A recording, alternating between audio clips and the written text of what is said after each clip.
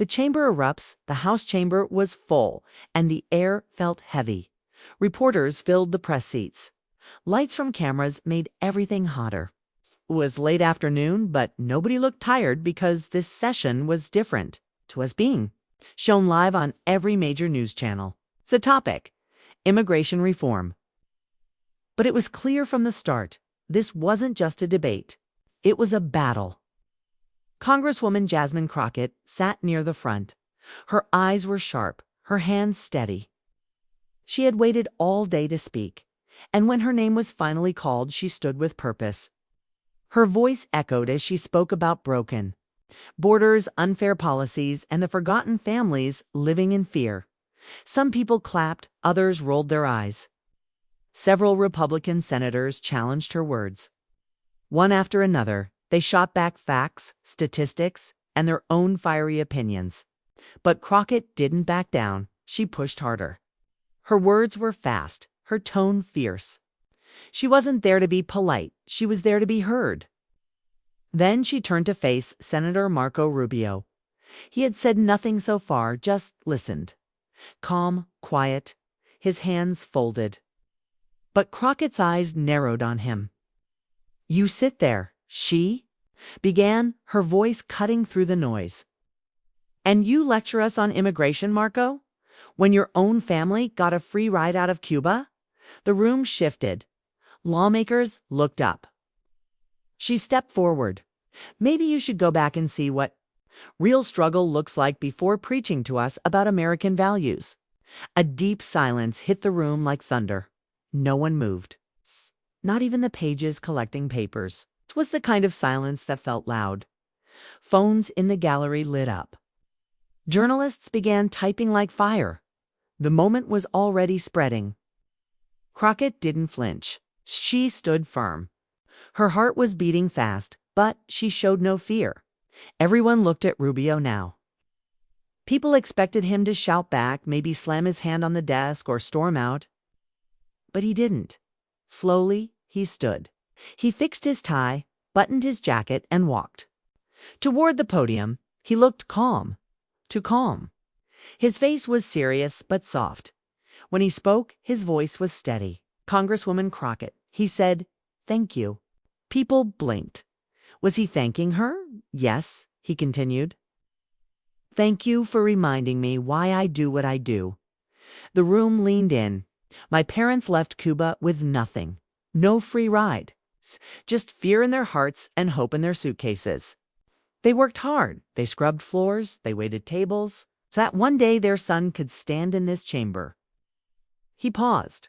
The words were simple, but something about them felt powerful. "I'm not ashamed of where I come from," he said. "I'm proud. I've been told I don't belong. I've felt it. And I've worked for every inch of the American promise." He looked directly at Crockett. "I don't believe you meant to insult me. I believe you are angry. I believe you care. But when we use ancestry as a weapon, we forget what this country is made of." He turned slightly, now addressing the whole chamber. "My parents came from Cuba. Yours," he nodded toward Crockett, "came from a legacy of struggle right here in America. That should unite us, not divide us." A low murmur spread across the room. Even those who often disagreed with Rubio nodded. Then he added gently, "You're better than that comment." "We both are." Crockett didn't answer. Her expression was unreadable. The moderator tried to move to the next speaker, but the air was still tense. The cameras stayed focused. Phones kept recording. In the media booth, someone whispered, "Clip that. That's going viral." By the time Crockett sat back down, the moment had already hit Twitter, YouTube, and international news. Clips of Rubio's response spread fast. Headlines shouted, "Rubio's unexpected grace shocks America. Crockett's Cuba comment backfires." Political firestorm in D.C. lines crossed. Some praised Rubio's words as wise. Others called it political performance. Some defended Crockett. Others demanded she apologize. Hashtags trended within minutes. Hashtag go back to Cuba. Hashtag Rubio responds. Hashtag Crockett clapback. That night, news channels replayed the moment again and again. But something strange happened too.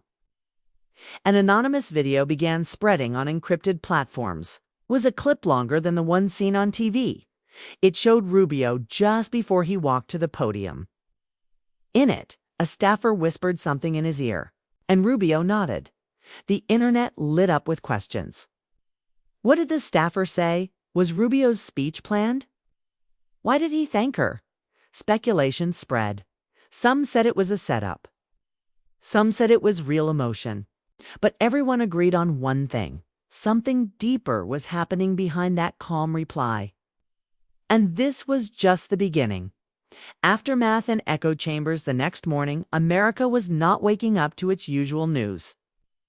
Every major channel, from CNN to Fox News, played the same clip on repeat. Jasmine Crockett's sharp comment and Marco Rubio's.com emotional reply. The headlines were everywhere. Social media was on fire. Hashtags like hashtag Cuba comment, hashtag Rubio speech, and hashtag Crockett storm trended for hours. But while the country argued online, inside Washington, things were far from quiet. Crockett's office was flooded with calls, some angry, some supportive, many confused. Her aides looked tense. One of them handed her a tablet showing last night's broadcast replayed on 10 different channels. "You've gone viral," the aide said quietly. Crockett didn't respond right away. Her face was still, but her fingers tapped lightly on the table. She wasn't sure how she felt. Part of her believed she had spoken a hard truth. But another part, one she didn't want to admit, was beginning to feel something else. Regret. Still, she stayed firm. Later that day, she faced reporters outside the Capitol. "I spoke with passion," she said. Maybe it wasn't polished, but it came from a real place. Immigration, identity, these aren't just talking points for me. They're personal. But let me be clear. I didn't attack Senator Rubio's family. I attacked the hypocrisy. The statement aired live, but reactions were mixed. Some civil rights leaders defended her fire. Others said the line had crossed into dangerous territory. Meanwhile, in a quiet office across the city, Senator Marco Rubio sat alone with a senior advisor, watching the viral video again. "You handled it well," the advisor said. Rubio didn't answer. He was staring at the moment where he paused before speaking. The moment the cameras hadn't seen. He remembered it clearly. A whisper from a staffer just before he walked up. "Careful, Marco. They're watching, and not just in America." Those words echoed in his mind now. Rubio leaned back in his chair, tired but calm. "Get me the Cuban ambassador's schedule," he said. His advisor blinked. "Why?" "Because I think he saw the clip," Rubio said. "And he'll read between the lines. Crosstown, inside a secured embassy room." That guess was correct. Ambassador Luis Ordonez from Cuba had watched the full chamber exchange 3 times. He sat in a dark room, hands folded, eyes narrowed. "Contact Havana," he told his assistant. "Tell them Rubio remembered the message, and the world is listening again." The assistant hesitated. "Do you think it was real?" "He was careful," the ambassador said. "Too careful." That wasn't just a reply. That was a signal. The Cuban government had long suspected something about Marco Rubio's family journey to America, something deeper than refugee papers. Old whispers, missing files, secret favors from Cold War intelligence officers. That suspicion was never proven. But now the past was waking up again. Meanwhile, a new player entered the stage. Leah Mensa, an award-winning investigative reporter, sat at her home office watching the chamber footage. She had seen many political moments, but something about this one felt different. She rewound the video, zoomed in, and noticed what most people missed: the look Rubio gave his staffer just before walking to the podium. It wasn't confusion, it was understanding. Leah reached for her notes. She had covered immigration politics for years. She knew that many stories were buried under official smiles. And she knew something else too. Rubio's family history had missing pieces. She opened her old case files. One caught her eye, a sealed 1992 immigration record connected to a man with Rubio's father's name. It had been labeled classified at origin. No one ever explained why. She closed the file and leaned back. "Time to dig again," she whispered. Back at the Capitol, Crockett sat alone in her office. Her team had left for the night. Building was quiet. She looked at the messages on her phone. Some were cruel, some kind. One stood out. It was from a civil rights leader she admired. "You said what many feel. But be careful. Pain is not permission." Crockett stared at the message for a long time. She knew politics was a war of words, but this one hit deeper than expected. It had opened something ancient to immigration wounds, racial divides, and the fear of not belonging. Outside cameras still waited near her building. Inside, somewhere in a secure location, the Cuban ambassador sent a message marked urgent. And in the digital world, a new clip had just begun to spread, one not shown on TV. It showed a grainy, zoomed-in angle. Rubio at the podium. A soft whisper from the crowd caught on a mic. "Not just politics anymore, huh?" People began asking, who said that? Who knew what? And what secret was waiting to rise next? The storm was not over. It had just begun. The journalist's hunt rain hit the windows of the news building like static. Inside, journalist Leah Mensa sat alone in her office. She was surrounded by old files, yellowed printouts, and a half-empty coffee mug. The glow of the chamber video replayed on her screen. Over and over again, she watched the moment Marco Rubio stood up and gave his now viral reply. Most viewers heard emotion. She saw something else: control. She paused the video right at the part where his aide leaned in and whispered something. The whisper wasn't visible on TV, but Leah had found a longer angle video from someone's phone. She zoomed in. Rubio's lips moved just slightly after hearing the whisper. He didn't look shocked. He looked ready. Her instincts buzzed. Leah was no stranger to political cover-ups. Years ago, she had helped expose a defense contract scandal involving millions in hidden funds. But this was personal politics, mixed with international roots, the kind of story where truth hides under silence. She opened a locked drawer and pulled out a thick red folder. Cuban-American Immigration, Special Permissions, 1982-2000. It was something she had chased in the past, but had left alone after hitting too many closed doors. Inside the file was a reference number linked to a 1992 document, Rubio Emergency Refugee. Free classification, classified at origin, Rubio, Marco's father. Why would a janitor from Havana who worked in Miami restaurants need a classified refugee status? She made some calls. Immigration Records Office stonewalled her. No surprise. Then her secure email pinged. It was a reply from a former CIA analyst she had met during a panel 2 years ago. His message was short: "Be careful." That name still triggers attention. "Meet me off record midnight, Anacostia Park." Leah leaned back. This wasn't just a viral moment. This was connected to something deeper. Then someone didn't want it found. At the Capitol, Jasmine Crockett was back in front of cameras again. This time, her tone was measured. She called for a renewed focus on real immigration policy and added a soft note about the value of every American journey. But she didn't apologize. Not directly. After her statement, she stepped off the podium and was swarmed by reporters. One asked, "Do you regret what you said to Senator Rubio?" Crockett paused, then answered slowly, "I regret that we keep debating pain instead of fixing the problem." That clip went viral too, but in a different way. It was less fire, more ice. Meanwhile, Rubio had gone quiet. He canceled 2 scheduled interviews. His office said he was taking time to reflect. But behind the scenes, he was meeting privately with intelligence contacts. A trusted friend from his early campaign, Diego Nolans, had texted him late. Last night, the past is catching up. People are watching. Some of them aren't American. Rubio replied with a single sentence. We always knew this might happen. He then requested a security briefing about foreign interest in Cuban-American political figures. His request was flagged, but no one stopped it. That night, Leah wore a black raincoat and waited under a bridge in Anacostia Park. A car pulled up. The man who stepped out wore a hood and glasses. His name was James Keller, a former CIA field analyst turned whistleblower. I shouldn't be doing this, he said, handing her a small flash drive.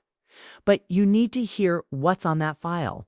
What is it? It's an audio clip. It's from 1993, a meeting in Miami. Your guy's father was there? So was someone from our side. Why was it recorded? 'Cause they were making a deal. One we weren't supposed to keep records of. Leah took the drive. Why now? Because someone just greenlit interest in this case again. And I don't think they're looking to protect truth. They're looking to control the fallout. Back in her apartment, Leah plugged in the flash drive. It was a short clip, maybe 30 seconds. The audio was scratchy. A man with a Cuban accent spoke first. My son will grow up American. That's the only thing I want. Then another voice come, Southern, and clearly from us. Intelligence. Then stick to the plan. Say what we give you. When the time comes, he'll have support. But you'll owe us. Leah's eyes widened. She rewound it. Played it again. Rubio's entire life had been shaped by this. This wasn't just a story. It was a design. And it had begun years before Rubio ever stepped onto a debate stage. The next morning, she called her editor. I'm going to Cuba, she said. The editor was silent for a moment. Are you chasing a conspiracy theory? No, Leah replied. I'm chasing a family history that might have rewritten our country's politics without anyone knowing. On the other side of the world, in Havana, Ambassador Luis Ordonez received a message from an American contact. She's found the audio. It said, prepare your side of the story.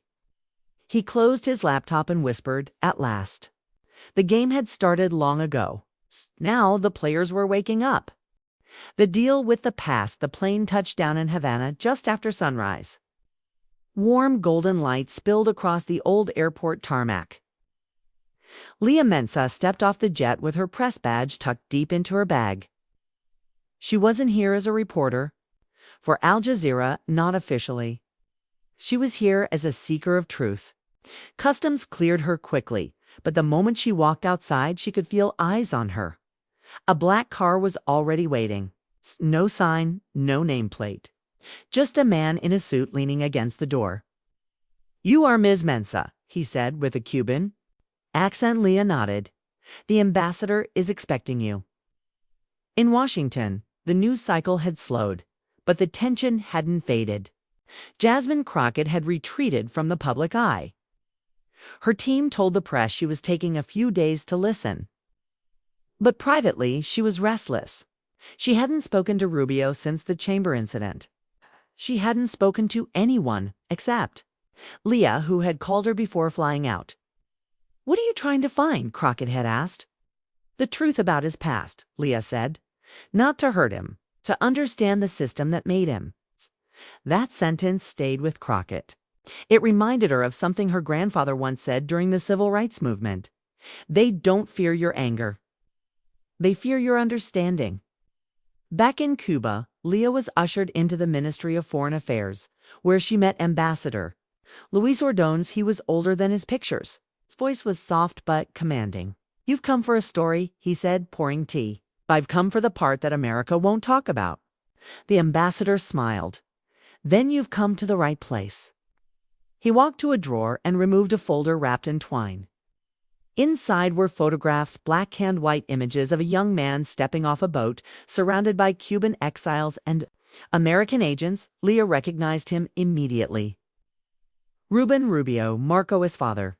These were taken in 1992, Ordonez said.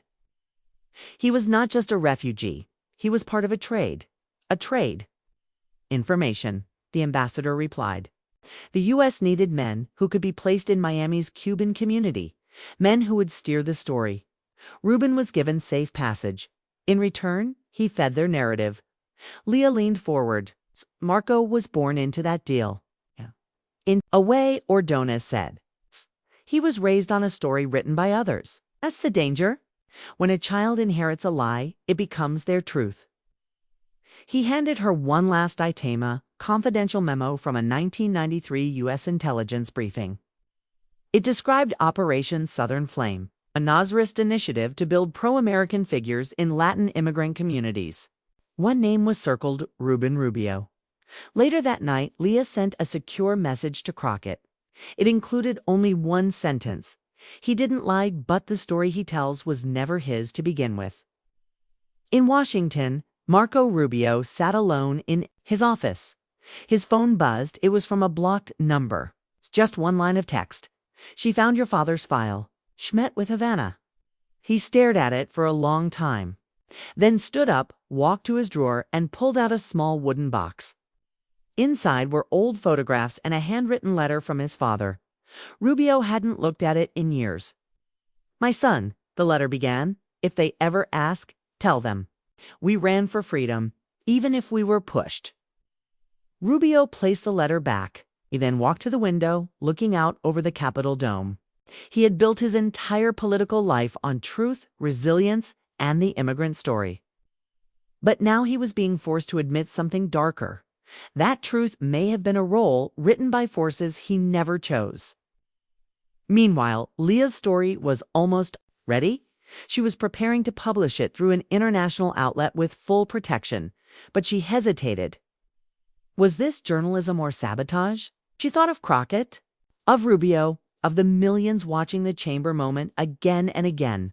What would the world do with this knowledge? Would it divide more people? Or finally show them that even their leaders are shaped by invisible hands? That night, Crockett appeared in a surprise interview with a black-owned independent media outlet. Her tone was calmer now. She didn't mention Rubio. She didn't need to. All of us carry stories we didn't write, she said. Sometimes we carry pride, sometimes pain, but no one's story should be used as a weapon, especially by us. The clip went viral. This time for a different reason. It showed growth. It showed reflection. And in the comments, one stood out. Posted from an anonymous account with a Cuban IP address.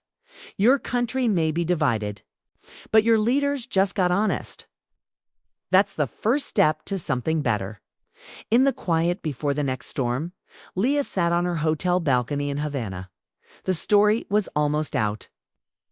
The world was about to know, but she couldn't shake the feeling that someone was still missing from the picture, and they would appear soon when the secrets became too loud to ignore. Collapse of composure. The studio lights were bright, too bright. The stage was polished and clean, set up for a global town hall airing live across CNN, BBC, and Al Jazeera. The backdrop read, America at a Crossroads, Identity, Power, and Politics. The panel was stacked, experts, civil rights leaders, and two key names that had dominated headlines for weeks, Jasmine Crockett and Senator Marco Rubio. The audience buzzed. Some were Cuban Americans holding handmade signs. Others wore pins with Crockett's initials. Most held their breath, unsure what this broadcast would become. In the control room, producers whispered nervously. The moderator, Reese Landon, a calm but sharp journalist known for cutting through political noise, reviewed his cards. On the last one, in red pen, someone had written, "Don't lose control." When the camera went live, the world leaned in. Reese opened with an overview. The viral chamber moment, the backlash, the debates on ancestry and migration. Then he introduced the guests. Crockett nodded quietly. Rubio adjusted his tie, still calm, still unreadable. We're not here to rehash insults, Reese began. We're here to unpack something bigger, the stories behind the politics. Then he turned to Crockett. Congresswoman, in hindsight, was the comment fair? The studio froze. Crockett took a breath. It was raw, she said, and maybe unfair. But it was not dishonest. I come from generations who fought just to be seen as citizens. And sometimes, when you're ignored for too long, pain comes out sharp. Reese nodded, then turned to Rubio. Senator, you've stayed largely silent since that moment. Why? Rubio paused, his eyes fixed ahead. Because sometimes silence lets truth echo louder. He looked toward the camera. I grew up in a house where every dollar was folded before it was spent. Where we prayed before eating because we weren't sure about the next meal. My father didn't get handed America. He traded everything for it. Then he turned slightly. But I also learned recently that some of that trade happened in rooms I never walked into. The audience shifted. Crockett looked at him, brows raised slightly. Reese leaned forward. Senator, are you saying? There's more to the story. Rubio nodded. Yes. A journalist, Leah Menza, reached out. She showed me documents, recordings. My father worked with American intelligence during the Cold War. It shaped our path here. Gasps moved across the room. Crockett leaned back, watching him. For once, there was no fire in her eyes, just interest. Rubio continued. I don't blame him. He did what he had to. But I also know now that my life, my career, might have been part of something larger than I realized. In a side room of the studio, Leah Menza watched the broadcast on a monitor. She was invited to join the second segment of the show. Her flash drive was in her hand, holding everything. Audio files, photographs, sealed records. But her phone vibrated. A new message appeared. Do not reveal the Havana clip. They're watching. It's not just about Rubio anymore. No name. Just the same number that had warned her before. Leah stared at the screen. Was this about? National security now. She looked at the producer, who waved at her. You're on in 5. Back on stage, Reese brought up a surprise. We've invited Leah Menza to the broadcast. Her investigation may reshape how we view political identity in America. Leah walked onto the stage. The audience applauded. Rubio gave her a small nod. Crockett studied her. Reese asked, Leah, what did you find? She spoke slowly. I found a truth hidden in fear. That Rubio's father, along with others, was part of a Cold War program. That some refugees were accepted not because of need, but because of political value.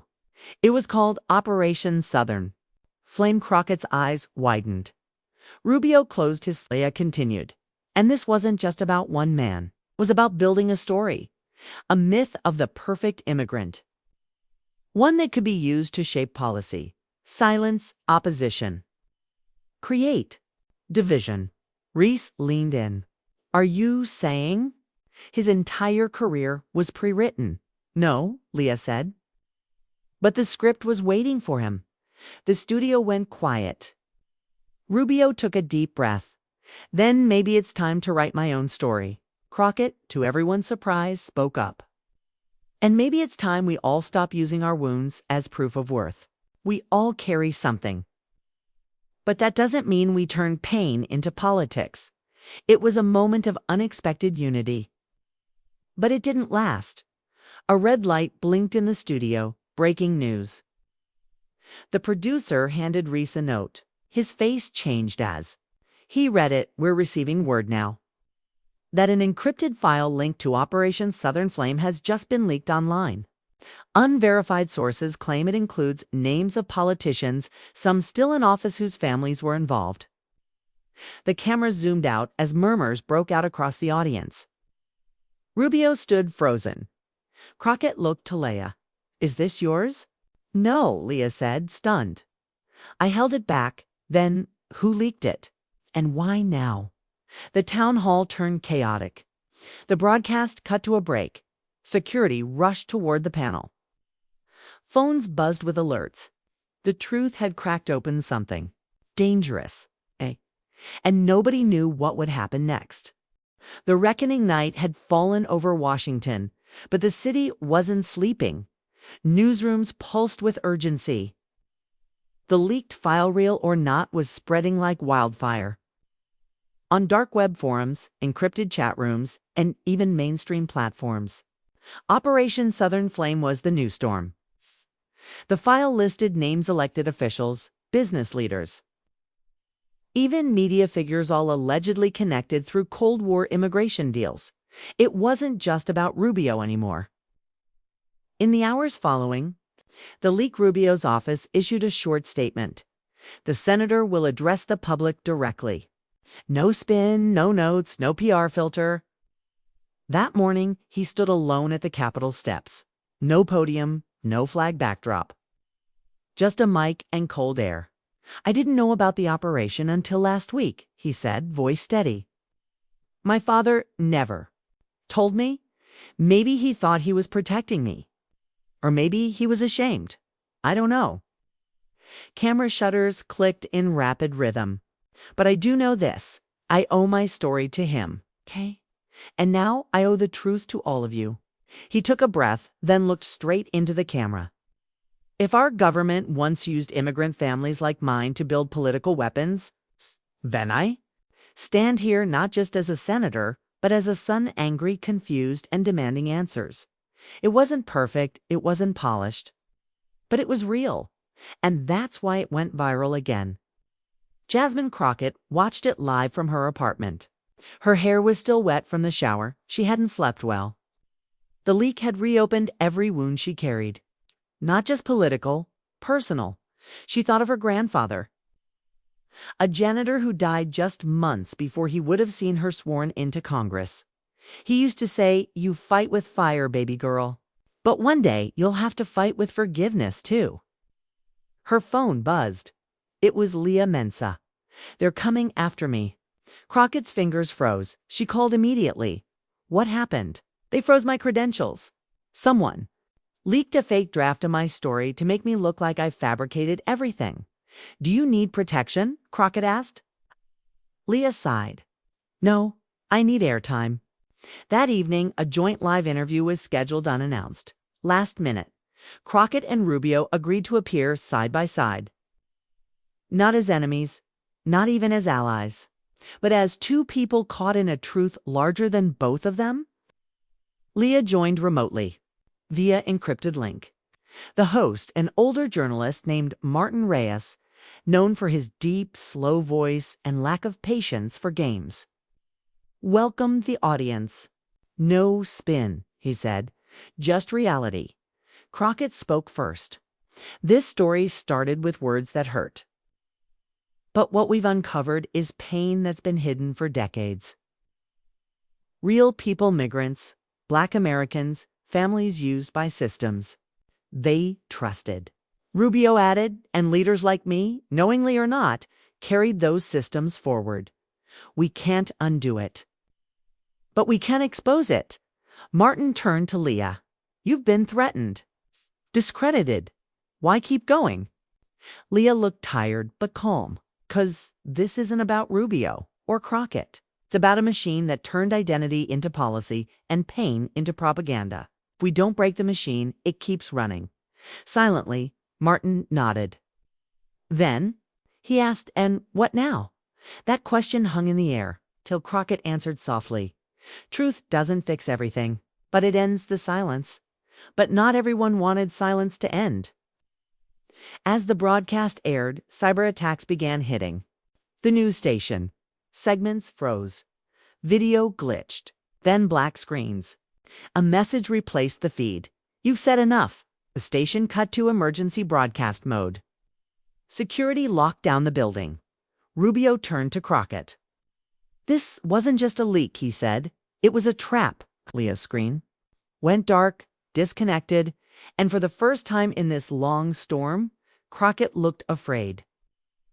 Across the city, a black SUV pulled into a parking garage. A man in a suit stepped out, walked to a locked box, and placed a flash drive inside. Then he made a call. "It's done. They're off the air." The voice on the other end replied, "Good. The truth is dangerous now. It ends here, But truth rarely ends when people are watching. Even as the feed was cut, millions had already downloaded the files. Reddit threads analyzed every name. Independent journalists built timelines. Whistleblowers emerged, confirming parts of the story. The machine wasn't breaking, but it was leaking. At a closed-door briefing, U.S. intelligence leaders met to assess the damage. One general muttered, "It was just a Cold War tactic." Another replied, "It created modern leaders. We can't hide that now." But someone at the table, older, colder, simply said, "Then we'll have to erase the ones who remember." As dawn broke, Crockett sent a single tweet. "I was wrong about Rubio, but I was right about one thing: this country was built on secrets, and now the walls are cracking. Stay awake." The tweet reached 11 million views in 4 hours. The reckoning had begun. But someone was preparing to silence it before it could speak louder. The silence before the storm 2 days after the blackout. Washington, D.C. was unnaturally quiet. The Capitol, normally full of flashing cameras and protests, stood under a heavy fog. But beneath the silence, power was shifting fast, dark, and untraceable. In a secure room under a government building with no name, a meeting was underway. 6 men, 2 women, no phones, no names. Just titles, oversight, continuity, containment. A thick folder was passed around. The front page was stamped in red. Operation Southern Flame. Public exposure risk. Critical. Man with gray hair and a voice like gravel spoke first. Rubio is compromised. Crockett is unpredictable. Mensa is uncontrolled. Then we cut the thread, someone else said. "No," said the woman at the head of the table. "Not yet. If we strike now, we make martyrs. What we need is erasure." Elsewhere, in a dark apartment tucked between 2 embassies, Leah Mensa lay low. Her press credentials were still revoked, and her name was trending on fake news sites claiming she had ties to foreign disinformation networks. But she wasn't hiding. She was uploading a 17-minute video. Her voice, her evidence, the audio tape, the files, the Havana interview. Everything. She didn't send it to major platforms. She sent it to independent student groups, activist pages, war veterans forums, immigration attorneys, whistleblower networks, thousands of them. The caption read, "Before they shut me down. Before they shut you up, here's the truth. Save it, share it. Finish what I couldn't." By the end of the hour, it had 3.5 million downloads. At the same time, Senator Marco Rubio received a call. He didn't recognize the number, but answered. "Anyway, this is Agent Hayes, Office of Counterintelligence." The voice said, "We have strong reason to believe a foreign actor is planning to use this leak to launch coordinated unrest in immigrant communities." "Let me guess," Rubio said, "you're asking me to step down for national unity." There was a pause. "We're asking you to stay quiet until this passes." Rubio didn't respond. He hung up. Then he pulled out his father's letter again. "If they ever ask, tell them we ran for freedom, even if we were pushed." He folded the letter and walked out the door. Jasmine Crockett was in a radio studio across town, this time with no cameras. She didn't want image. She wanted voice. She spoke into the mic with calm fire. "You told us to get over the past," she said. "But you kept building from it. You made deals in dark rooms while preaching democracy in the light. And now that we've caught you, you're scrambling to hide the paperwork." The host asked, "What do we do now?" Crockett leaned forward. "We don't run. We organize. We protest. We file lawsuits. We call for hearings. We wake up. They're hoping we'll go quiet after this." A pause. "Well," the host asked, "are you going to?" She smiled coldly. "Not a chance." The next morning, Rubio and Crockett stood outside the Capitol steps, dashed together. No formal announcement, no party lines, no campaign logos. Just 2 leaders who had once tried to destroy each other, now standing on the same side of a war far older than either of them. Cameras flashed. Reporters surged. But Rubio stepped forward first. "We're demanding a full congressional investigation into Operation Southern Flame," he said. "This isn't about parties anymore. This is about the people we swore to represent," Crockett added. "We're demanding whistleblower protections, data transparency, and the release of all immigration intelligence from 1980 to 2000. Let the country know who it's really been voting for." The press erupted, some in applause, some in shock. That night, Leah's full video was aired on international TV via Deutsche Welle, France 24, and Al Jazeera. The U.S. networks stayed quiet. But the damage was done. Protests broke out in Miami, Chicago, Houston, New York. Cuban-American veterans, Black activists, and immigrant youth stood together holding signs that read, "We were the pawns. We won't be erased. No more shadows." But in a windowless office somewhere in Virginia, the woman from the secret committee watched it all in silence. She turned to her assistant. "Activate phase 2, she said. "This is no longer about control. It's about survival." The assistant nodded. "And the targets?" "All of them," she replied. "They want truth. Let them choke on it." 1 hour later, a black van pulled up outside Leah Mensa's apartment. Inside, her laptop was still open. Her story had gone global. Her heart raced, but her spirit didn't shake. She looked out the window, then closed her eyes. She had known this day might come, but she also knew, once the truth escapes the vault, you can't drag it back in. And somewhere in the crowd of rising voices, a new kind of power was waking up. Not the power of systems, but of people. And this time, they weren't asking for truth. They were demanding it.